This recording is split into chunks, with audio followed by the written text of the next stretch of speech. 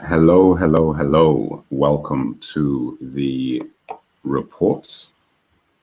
This is the Merc coming live and direct to you from the abyss. Yeah, welcome. This is going to be the regular broadcast time. I've been trying to find an appropriate time to air my thoughts and air my views in this transmission. And I think I've sort of hit the apex now. So I'm going to experiment with this particular time point. Today's topic actually is something that happened recently that I think is particularly pertinent to fandom and, you know, the state of fandom at the moment and the state of commentary that we have, whether it's in the, you know, social media or on television or in the mainstream media, when it comes to getting an accurate temperature of what fans actually really think about what's going on. Now, recently, there was an insane situation that happened. I mean, I think it's insane because, you know, if somebody told you that something like this would happen, it would sound ridiculous. So you'd actually have to see it in order for you to believe that such a thing could actually take place. That being said, I mean, before I even continue, remember that you've got to, you know, if you're listening to this on Talkback, you know, this is the Merc here. So we have been shifting over to different channel, you know, developing a different channel called Curator Report. So you can go over there and hit the subscribe button if you want to be kept up to date on these shows, because at a point we will stop broadcasting from the Talkback channel and be focusing specifically on the Curator Report. Anyway, basically, you know, there was, you know, there's been a lot of issues with Collider. Collider killed a lot of their shows, and it happened very suddenly. You know, I was never really a fan of Collider per se, so I'm not saying this as if I'm somebody who was always following the shows, and so I wasn't really. Even though I'm somebody who was involved in the inception of this YouTube community of fan commentary. For those who know about Talkback, you know, we started in 2007. 2007. I mean, and this was when nothing existed. Like there was nothing, you know. So not so much calling us pioneers per se, but we were like one of the first people, you know, myself and Have Hope, Phantom of Hope, you know, Chosen One, oh, you know, the old crew, Darth Bishop, you know, who are out there doing a couple of things, you know, for guys who are in the know. And, you know, for various reasons, you know, lives, people had to go their own ways and do their own thing. Now, that being said, things have exploded. You know, I mean, we now have more fan commentary channels and more channels specifically focused on fandom, so to speak, than pretty much mainstream stuff. Like, if you want to have your finger on the button, I mean, you're going to things like, you know, Collider was one, obviously, Screen Junkies, Geeks and Gamers, Nerdrotic, World Class Bullshitters, Tyrone Magnus, Angry Gamer. Angry Joe was one of the earlier ones as well, because I remember when Angry Joe came out as well. You know, but you have so many at this point. Critical Drinker, you know, Dave Collin show. You have so many commentary shows now that you're sport for choice. But the key thing, and this is where I'm going to sort of, you know, I'm just hang with me, okay? Hang with me, okay? The key thing here and the problem that people have with, let me just put this up on the screen here so people know. Let me just put this up.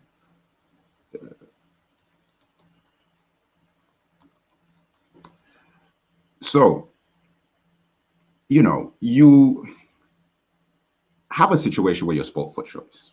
But I think the most important factor to be remembered is the fact that the fans are the generator. So anyway, look, for those people who do not know what happened, this guy, okay, this person, you know, called Jack Hind, posted a tweet, you know, and I mean, you know, I'm going to try and pull this thing up on screen because it's actually pretty remarkable. You know, I mean, it's a pretty remarkable tweet, and I'm going to just put this on screen. Let me share. Let me share the screen that I want to share. Chrome. Okay. So,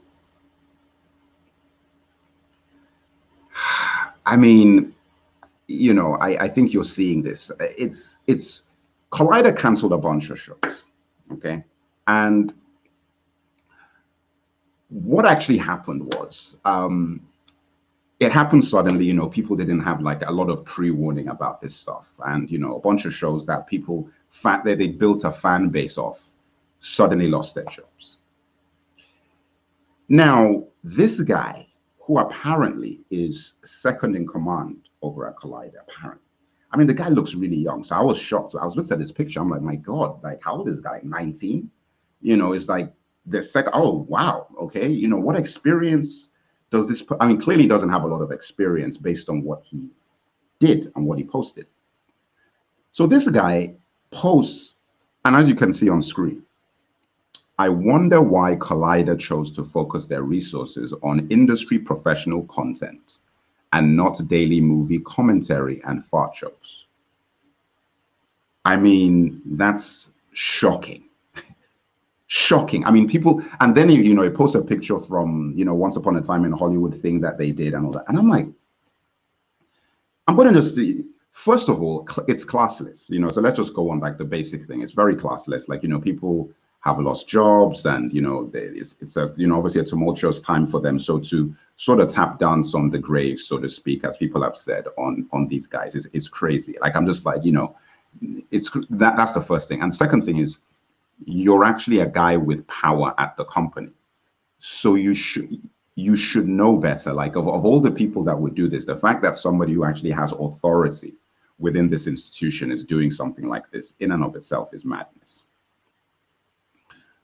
So now we get onto the post. So I'm looking at this and I'm like, okay, let's take the lack of professionalism out of this and let's actually think about the content or the sarcastic, cynical undertones of what this guy is saying here. He's basically saying that, and this is what John Campea was there, the point he was making is that the foundation that you were built on is substandard to the run-of-the-mill mainstream star butt-kissing situation that fan media is actually supposed to be the antithesis of. You see, that's the crazy part, and this is the thing that this idiot doesn't understand. The reason why fan media came about, so for example, the reason why things like Talkback, you know, my original project came about, was pushback against this very thing. Does that seem clear to you? Do you understand that, Jack Hind? The reason why these things existed is pushback. So the idea of a daily movie commentary and fart jokes is because for a true fan, this is a daily thing. Like, you are constantly existing within the excitement and the energy and the information surrounding the stuff that you love. So the idea that you can constantly get feedback and commentary from like-minded fans about the things that you love means a lot to fans. Does that seem clear to you, Jack? So fans aren't interested in these panels and these, you know, controlled systems of media and entertainment. Like, that's the reason why they moved, and things like Collider and all these fan channels exploded, is because They wanted a true, direct, unbiased, unfiltered, honest take on the things that they love. So for you to come out and say this has actually killed your company.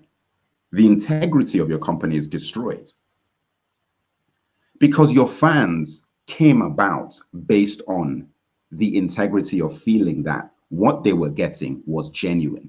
So a fart joke, as you put it, which is like obviously a euphemism for pretty much puerile humor, all that stuff is what fans do. And it's the reason why they enjoy it, because they're not going to get that from the mainstream.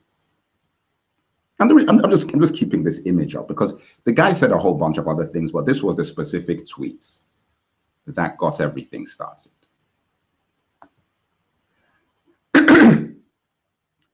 So I looked at this and I said to myself, I said, look, you know, this guy is out of his mind. He's clearly out of his mind. Like, you've got to be out of your mind. Like, for you to actually sit down, type all of this stuff and press send on your personal account with your name attached to it has to be insanity based on your position within this company. It's madness. It's madness. So I looked at this and I was like, you know what? On a bigger sphere, I'm going to just say this is just on a bigger sphere. This is a endemic of the problems and the push and pull that you have within the fan community in general. The fact that you're constantly doing battle with interests that, so for example, you have a company that, whatever it might be, you know, that whole term of like going Hollywood and whatever, you know, where you have a brand or something that is built on authenticity. And then over time and over a period of time, you know, it gets so big that then you always have to make that decision of which direction are you going to go in? Are you going to stay authentic? Are you going to stay real? Or are you going to drink the Kool-Aid, basically, and just become part of the establishment?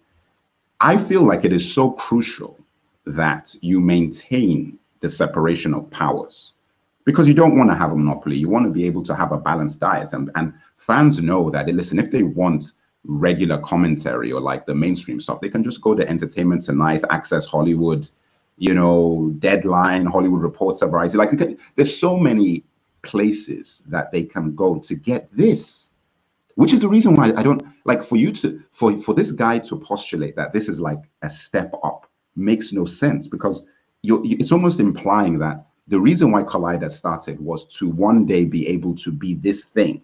Whereas the idea was you were created as the antithesis of this thing, where fans could go and actually communicate with each other directly and have shows that were unique. I mean, anyway, so I digress. So we then have a situation where John Campea reacts to this thing. And it was fantastic. Now, listen, I've actually said this to, you know, probably, I'm not a John Campea fan. You know, I'm not really somebody who watches his show that much. I mean, sometimes if he's talking about particularly interesting things, I might go there just to, because he might be the first person to post a video on it. So I just want to hear, but I typically don't necessarily agree with a lot of the stuff he says. I don't agree with a lot of his opinions on things. When it came to Star Wars, I completely disagreed with a lot of aspects. So for example, like he liked Last Jedi. You know, I hated it. Like, I didn't like The Last Jedi, blah, blah, blah, blah, blah, blah. You know, ironically, you know, and I said this in my thing, I actually think Rise of Skywalker is much better than Last Jedi. Like, it's better as a Star Wars film. I still think it's not good for film reasons, like, you know, for the actual thing, but that in many ways that was created by trying to fix what happened in Last Jedi. So JJ was already on a slippery slope because you're working against a massive tide, which in my opinion could not be repaired. Like, you had to almost retcon the entire narrative and which is what he almost tried to do within one film, was almost like redo everything and then answer all the questions in the same movie. But anyway, that's just a digression. Point I'm making is that I don't really agree with John Campea on like a bunch of stuff. However, This guy, and if you haven't listened to his rants specific to this Collider thing, I mean, you really need to go and listen to this, because this guy nailed it completely. I think it is actually the best video that John Campea has ever done. So I actually have to give this guy kudos. I'm surprised that I'm actually even doing that, because like I said, this is not somebody that I ever even really rated as a commentator. Like, I just like, oh, you know, whatever, you know. And I remember when Collider started, and I remember when he came out, I'm like, yeah, you know, whatever, big deal, you know. Because in a weird kind of way, I always felt like he was almost like a Hollywood light in a way, like, you know, very professional, you know, his delivery was always, so I always just looked at him like, you know, this isn't like the raw and uncut, like fan stuff. Then I watched this video and I was like, my goodness, if this guy was like this, you know, not with anger or anything, but if he was like this, like all the time, I would be a fan. Because this guy just cut through all the nonsense and just went straight to the heart of the matter. And he hits all the points.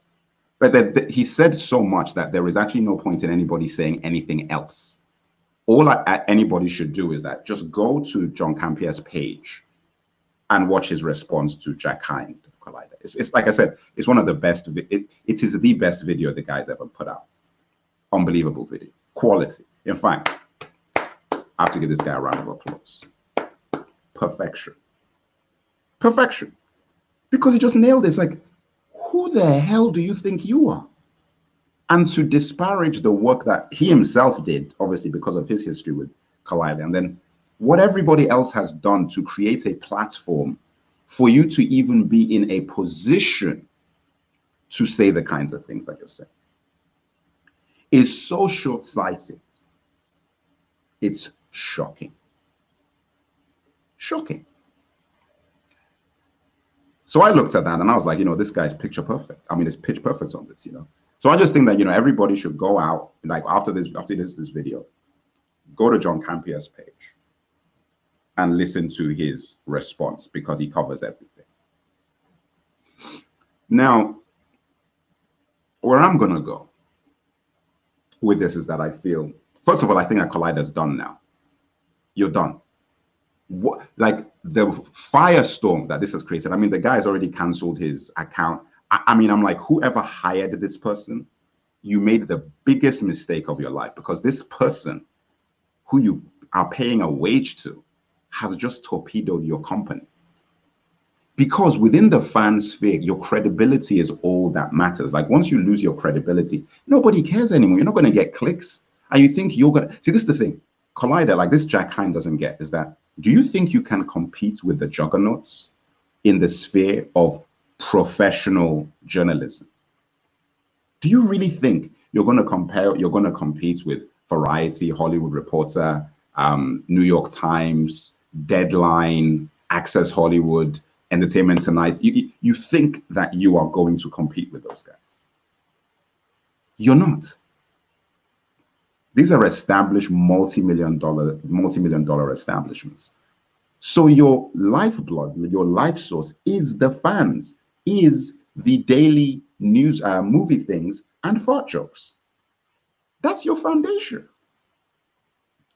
That's your ticket, because that's the only way that you will have any leverage, because that is the thing that they can't do. And that is the point about business and niches.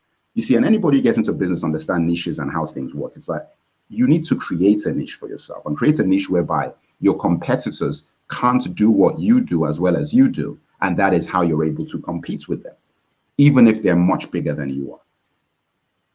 So this guy wading in and just killing off, you know, the life source that keeps Collider what it is, and embracing a style or a world where you haven't yet established yourself within that world.